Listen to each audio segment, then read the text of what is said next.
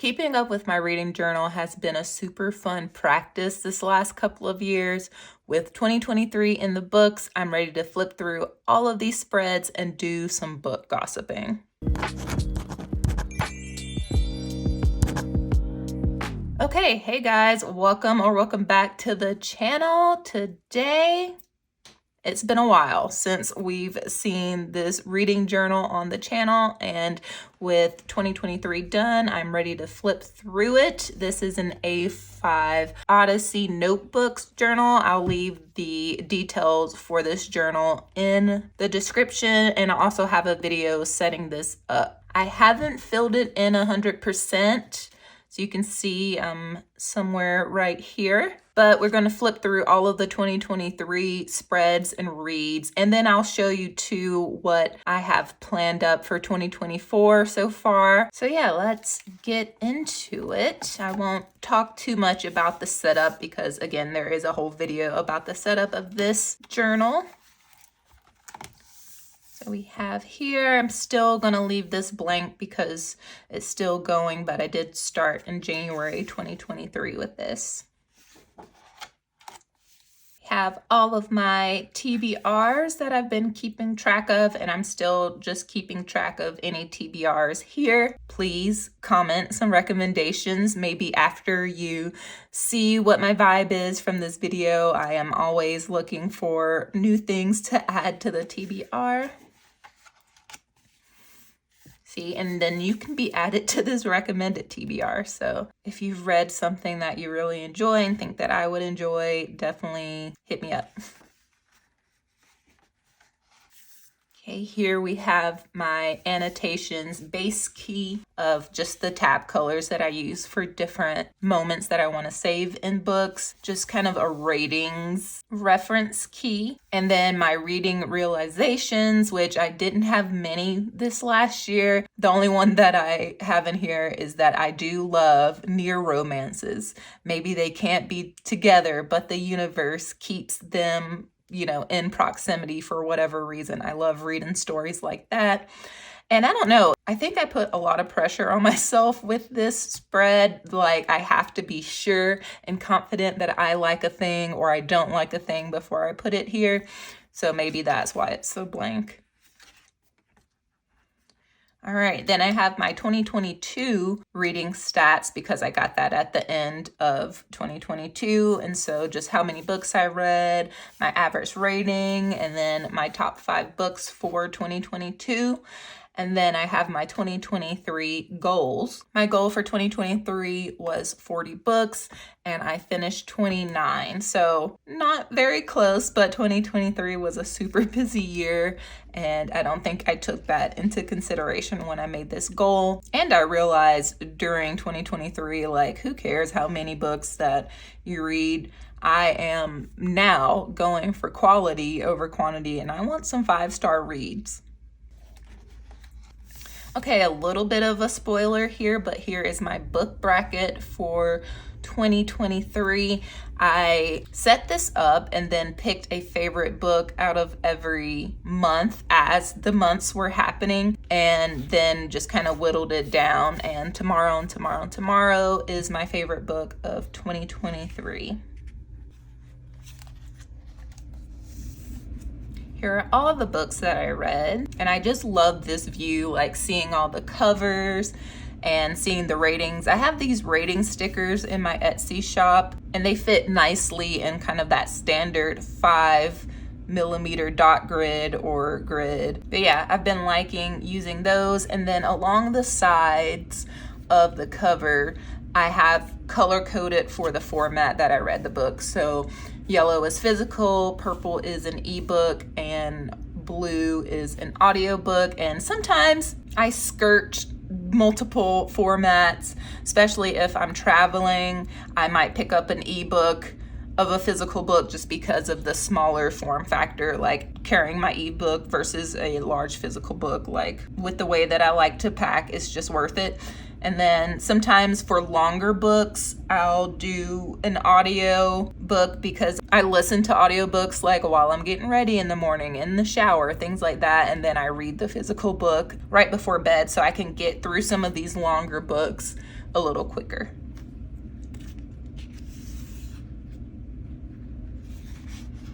Okay, here I just, yeah, it's blank because I thought that I was gonna read more for some reason. Okay, and then we'll flip into January. These cover pages kind of change throughout the book, but this month I have a little TBR section, a little calendar of the days that I read, and then this was supposed to be kind of a recap of what I thought about reading this month. Did I enjoy it? Like any just notes about reading. And then I have a section for all the books read in January and what those ratings were. Okay, and I'm gonna try to not go too much into every single book, but feel free to pause, screenshot, whatever it is, and you can read some of these thoughts. But I will say overall, I really enjoy how the book spreads look this year compared to previous years, and I don't know if that's because it's just a larger journal. In 2022, I used a traveler's size notebook, so like way slimmer. So yeah, all the pretty horses, which this should go in a recommended TBR because Cam recommended this book to me. So all the pretty horses, the night swim, which I really enjoyed. Funnily enough, I just didn't think that it was going to be as good as it was, but I will read this one. I'm really glad I decided to experience this one via audio, even though I have a physical copy. I went into this completely blind and really enjoyed the podcast aspect to some of the chapters, the stories of both Kelly Moore and Jenny Stills, which are the main kind of stories that you're following. They're unfolding simultaneously, and the development of Rachel Crawl, who is like the podcast investigator type character in this story. The stories themselves were heartbreaking, as was the commentary on rape culture. The lengths the townspeople were willing to go to protect privileged men and shame young women were shocking, but the story was engaging and perfectly paced throughout. Here's the spread I did for Tomorrow, Tomorrow, and Tomorrow, which I already told you was my favorite book of the year, which that was really unexpected too, because although I do really love video games, I grew up with Super Nintendo and I still love Donkey Kong Country and like those type of simpler games. I wouldn't consider myself like a hardcore gamer, and so that was kind of the thread, like the base of this story. But I think it was more about the relationships and the characters, and the games in the novel were just so well done. The descriptions and like every game I felt like I wanted to play, and they just felt so real, along with the characters and just following them through such a large chunk of time. But yeah, I do remember bawling my face off here. So I will say right now, since we're in February, my memory is terrible. So I am leaning on my descriptions from the time that I read these really hardcore to kind of remember what these books are about.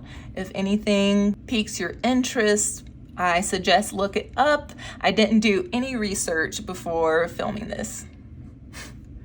Okay, so February's cover page, these monthly TBR sections were just something fun to look forward to, and I didn't hold myself to any TBR here. It was just maybe to help me remember what books I wanted to read that month, or just things that I was looking forward to.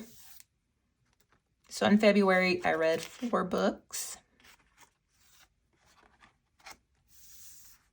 I really love these spreads. These were so fun to decorate. So we have Before the Coffee Gets Cold, which started off strong for me with the way that it was written, but I wasn't invested as I wanted to be the entire time. It kind of lost me, and I thought it was kind of boring. But the premise I thought was really good, but I just don't think the plot delivered on such a cool premise. 7 Days in June, such a good romance story. It immediately hooks you with a little dildo humor, so yeah. And then I followed that up with An American Marriage. This one was really good. I listened to this one in an audiobook, and I remember the narrators being like really great. The story itself was complicated and really so realistic and heartbreaking. I also enjoyed how some of this novel was narrative, but a good chunk of it was also letters back and forth between the two main characters. I did have a hard time with the relationship of the two main characters, but you can't really be judgmental because love itself is just super complicated sometimes and super nuanced. And I say here, life just isn't fair sometimes, especially for Black men. The characters felt so real and so familiar, and I couldn't help but love that it was somewhat set in Atlanta. And I just say, yeah, this is a great read. And I think this quote is a really good quote for the book. Much of life is timing and circumstance. I see that now. Cursed Bunny was a collection of short stories by Bora Chung, and I just have a little bit written out for each of the short stories. This one was okay. From what I remember, it started off really strong with the short stories, and then the rest of them, as you went on, it was kind of like, meh. Then we move on to March here, and I read 4 books in March as well. Starting with Daisy Jones and the Six. And luckily the show had already come out by time I did this spread, and so I was able to use some of the visuals from the show, which I thought the show was really fun. I gave this book 5 stars. I really loved it. I really loved Camilla. I love the complicated relationship between Daisy and Billy. And this is interesting. Attraction isn't enough. Love isn't enough. Those things don't guarantee anything. And I just love the way that was expressed with not only Billy and Daisy, but also with Graham and Karen's story as well. And then, yeah, I also just love the music industry, the songwriting aspects of the novel, and like the passion that you could just tell everyone had for that, even with all the turmoil going on. Personally, like the music kind of transcended all of that. This quote, "When you think of me, I hope it ruins rock and roll." And then this was the last of, I can't remember what Taylor Jenkins Reid, the like famous women trilogy or 4 books with 7 Husbands, the tennis. See, this is not a book talk channel. The tennis story, which I cannot remember what it's called right now. This was the last one I think that I read, and you'll see that there's a lot of Taylor Jenkins Reid after this, just because I enjoyed those so much that I was just like chasing that feeling.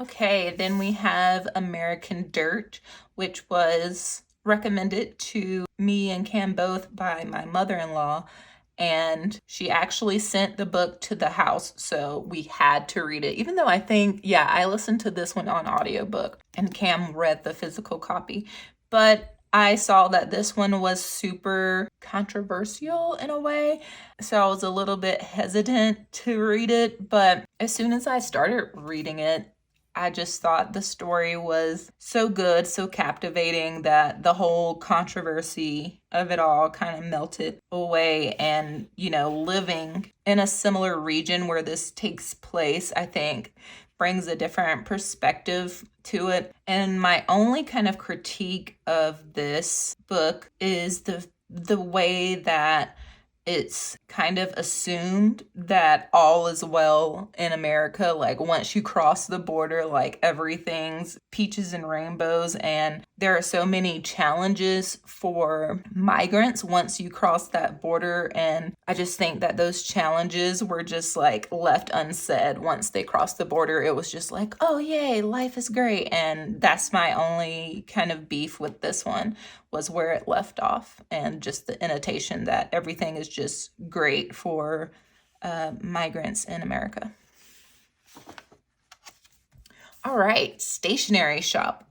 a 5-star read. I was having a good time right here, going from Daisy Jones and the Six to American Dirt to Stationery Shop. Like, this was the high point of reading for the year, I definitely want to say. So at the Stationery Shop, I started doing something new here and there, and that's adding a synopsis just whenever I felt like it. So the Stationery Shop, this novel tells the story of a young couple in 1950s Tehran who are torn apart by political upheaval.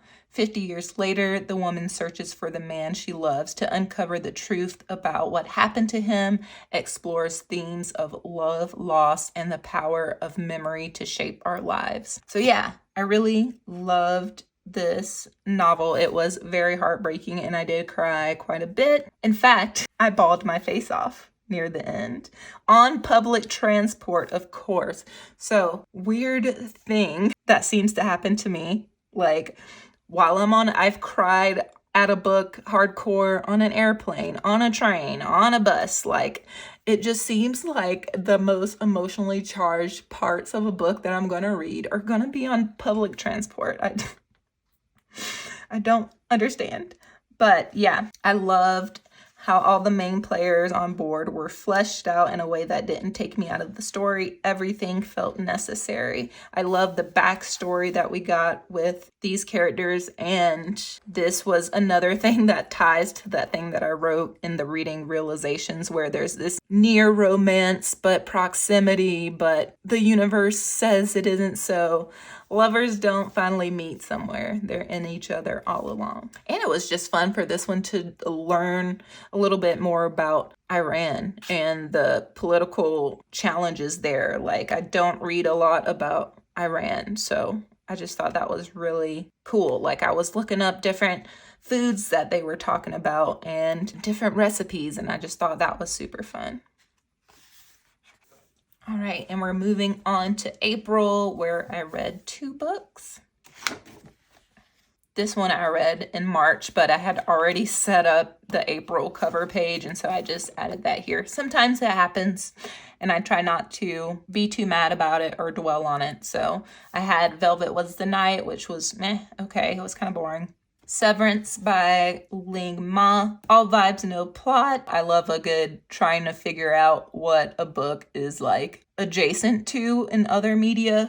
And so Severance to me was like Station 11 plus The Last of Us plus 2020, but none of the exciting parts. So The Book Eaters, I would probably rate it lower now in retrospect because I don't remember anything about it other than I was really excited about it and then was kind of let down by what I read. So then we're moving on to May, where I read 2 books.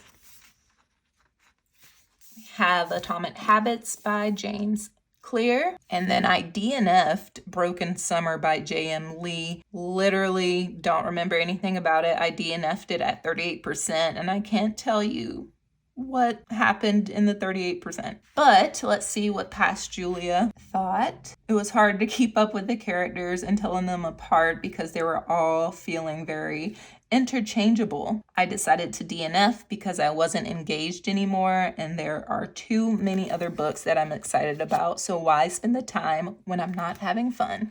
Yes, that. Ooh, look at this spread. So this is my Taylor Jenkins Reid Rush. So we have One True Loves. I gave it 4 stars. And these, you can just tell my vibe, I think, by the quotes that I pick out to put in these spreads. Just because something isn't meant to last a lifetime doesn't mean it wasn't meant to be. I will say, after reading a few more of Taylor Jenkins Reid's backlog, that I do love the famous women books more than these like older romances. We have June. I finished 1 book, which was a Taylor Jenkins Reid romance. What's the rush, honey? We have all the time in the world. I said if I ran a tighter rating scale, it would probably be a 3.75 instead of a 4. So it was barely a 4-star.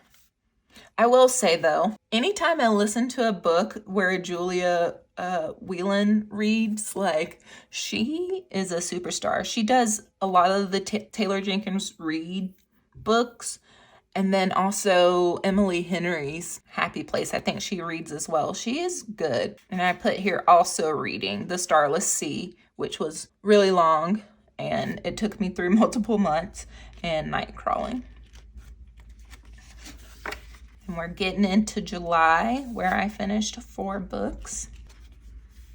Okay, The Starless Sea.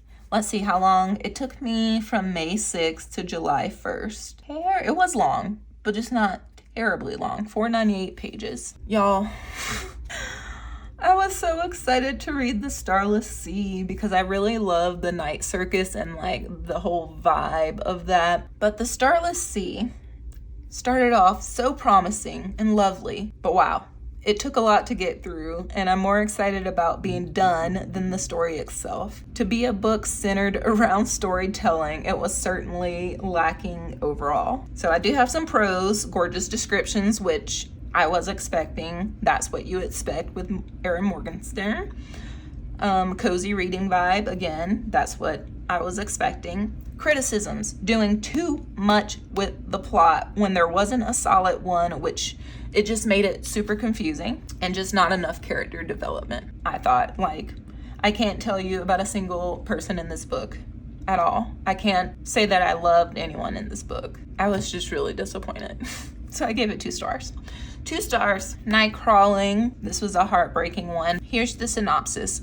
Follows the lives of 2 young women as they navigate the complex world of sex work.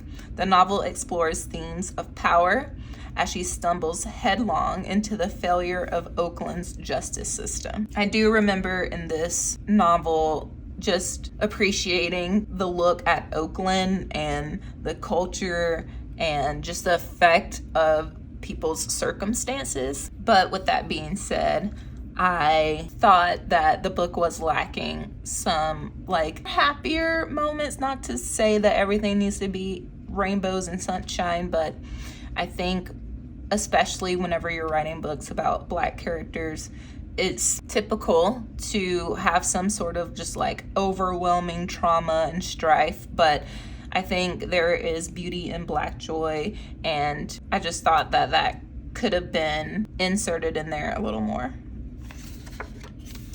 Okay, the longest book that I read this year was The Talisman, and this is not the spread for The Talisman. This is just some thoughts as I was reading it. So I just have, in quotes, the Black man. Feel weird about this being like repetitive. It seems unnecessary as a descriptor. Just some character thoughts, some plot thoughts as I was going through, because I was reading this one physically and audiobook, and I didn't want to write in Cam's book. And then over here, I think I was just getting excited for other books. Okay, yeah. This was my like year-end TBR that I did not pay attention to because I wanted to read Ballad of Songbirds and Snakes again before the movie came out, but that didn't happen. Okay, moving along. I have The Art of the Travel Journal by Abby C. That was a quick read, and it was very informative, and I loved the illustrations and the photography, but it was a little bit more like beginner friendly, and so I don't think I got that much out of it, but it's always fun to read about things that I enjoy. And then we have Maybe in Another Life, another Taylor Jenkins read. It was okay. Fate or not, our lives are still the results of our choices.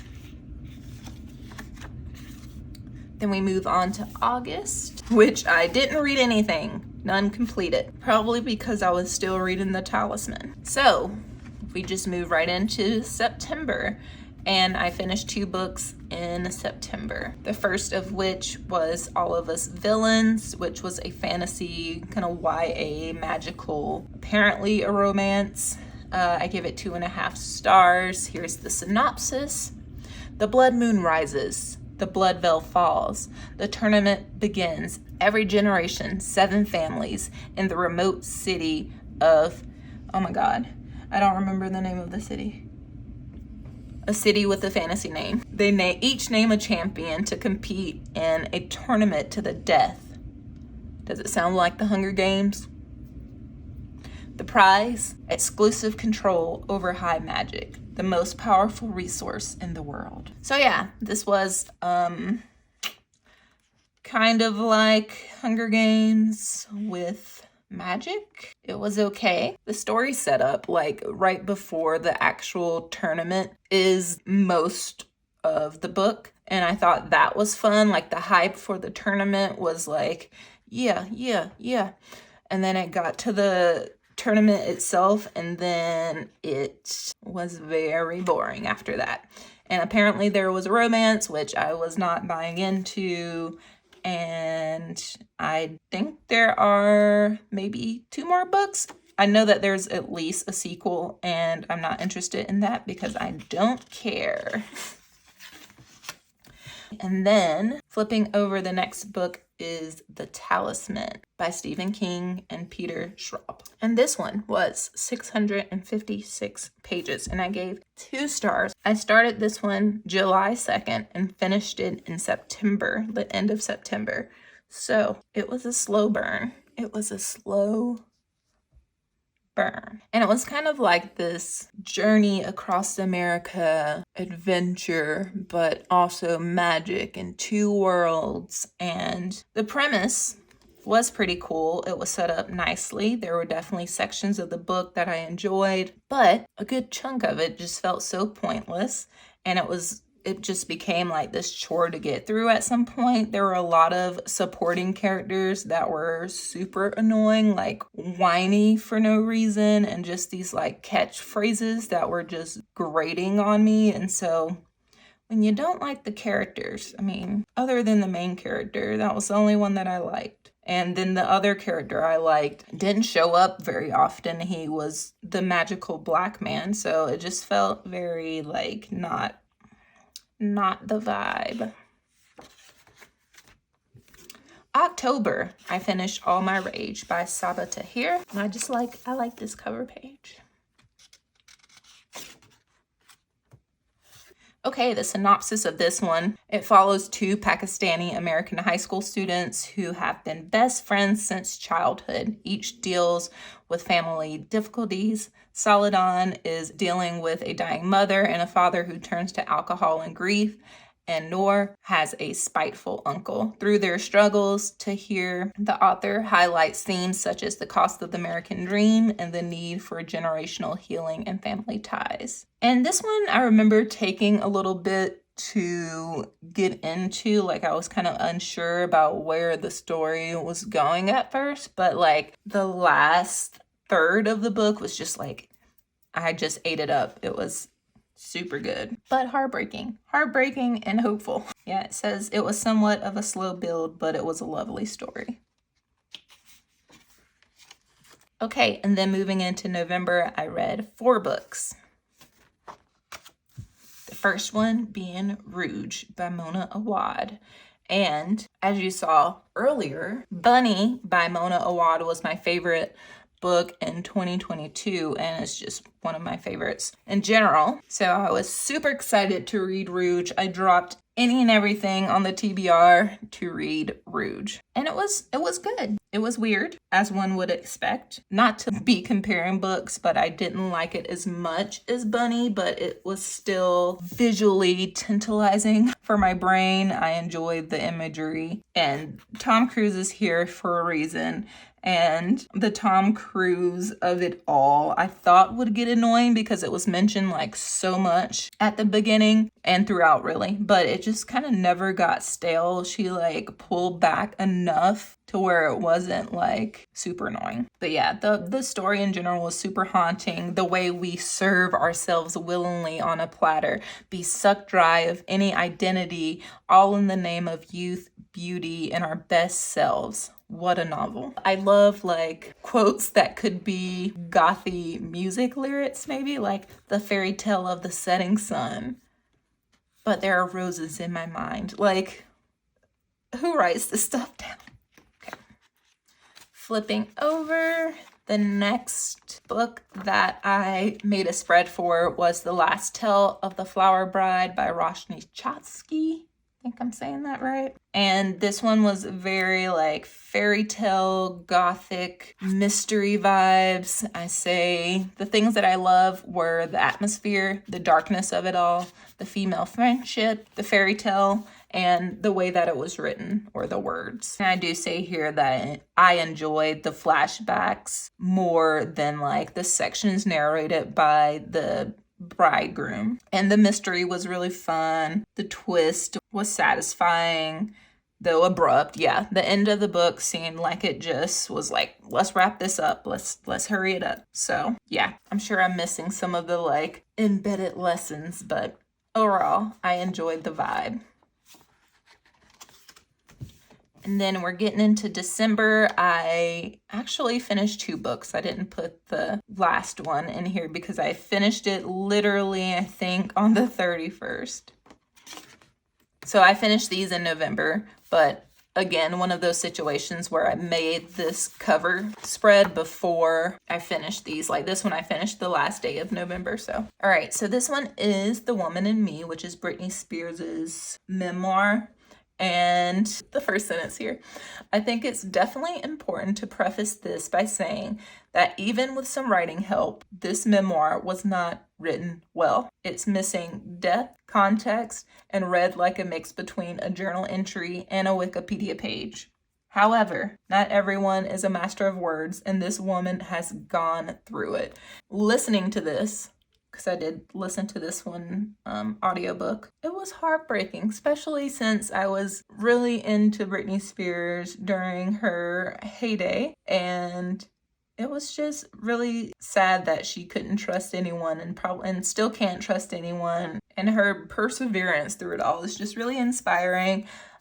Michelle Williams, who narrated the memoir, did a fantastic job, and yeah, I just thought it was really insightful to hear what she has gone through because I didn't know all that growing up. So yeah, that was a good read, even though the writing was not great. Yellowface, almost a 5-star read. I really thought that this was a great novel, especially following up this kind of heavier novel and all kind of these dark vibes with Rouge and Last Tale of the Flower Bride. Yellowface was the perfect book to follow that up because it is like super snarky and just wild. The just terrible thoughts and inner monologue of Juniper, the main character, was just like wild. And even though that was the case, the situation in general was very nuanced and complex. And every time like something was going a certain way and I thought that I have my thoughts and my opinions about what was happening in stone or whatever, something else would happen and then I would have to question what I think about this and about that. So it was an easy read and it was just enjoyable to get through. And it was my first R.F. Kuang read. I'm actually reading Babel right now, but I really enjoyed the writing here. Okay, and then I read Everything You Ever Wanted, which have not heard anything about this book. Cam sent me a TikTok that had like 5 kind of dystopian Black Mirror-like plots, and this was one of them. And it was really enjoyable. This book felt like a mix between Silo, which is an Apple TV show, and Big Brother, if they were written by Sally Rooney. So if that sounds like your vibe, read this. But I will preface, this is the only one that I know for sure I need to say something about trigger warnings because the main character here is super unhappy and wants to unalive herself and has tried to unalive herself several times. So trigger warning for that for sure, because it is really hard to read sometimes just about her thoughts.